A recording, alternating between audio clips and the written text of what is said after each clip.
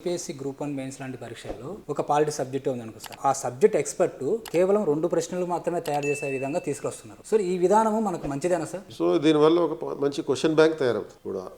Suppose ఇట్లా chapter 1కి సంబంధించి ఒక ఫ్యాకల్టీ క్వశ్చన్స్ తయారు చేశారు. అలా మొత్తం 5 చాప్టర్లు ఉన్నాయి. 5గురు ఫ్యాకల్టీలు దానికి సంబంధించినటువంటి క్వశ్చన్ బ్యాంక్ తయారు చేస్తారు. అప్పుడు కమిషన్ వాళ్ళకి ఒక వెసులుబాటు ఉంటుంది.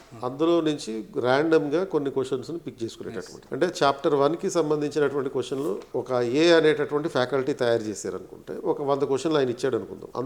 వాటిల్లో నుంచి అవసరాన్ని బట్టి ఎన్ని క్వశ్చన్లు అవసరం అయితే అన్ని క్వశ్చన్లు పికప్ చేసుకోవచ్చు ర్యాండమ్ గా తీసుకోవడానికి. ఇలాంటి క్వశ్చన్ బ్యాంక్ తయారు చేయించేటటువంటి ప్రతిపాదన ఆల్మోస్ట్ 20 ఏళ్ల కాలం నాటి. అది ఇప్పటిదాకా అయితే ఇంప్లిమెంట్ కాలేదు. అంటే 2004లో ఇలా ఉమ్మడి ఆంధ్రప్రదేశ్లో ఉన్న గ్రూప్ 1 జరిగినప్పుడు అప్పుడు పేపర్ లీకేజ్ అయింది. సో పేపర్ లీకేజ్ అయిన పేపర్లో వచ్చేసింది క్వశ్చన్ పేపర్ ఆంధ్రజ్యోతి పేపర్లో వేసేసారు. ఆ సందర్భంగా ఇలాంటి ప్రతిపాదన తీసుకొచ్చారు. అది ఇప్పటిదాకా అయితే ఇంప్లిమెంట్ కాలేదు. ఇంప్లిమెంట్ చేస్తే మాత్రం చాలా మంచిది.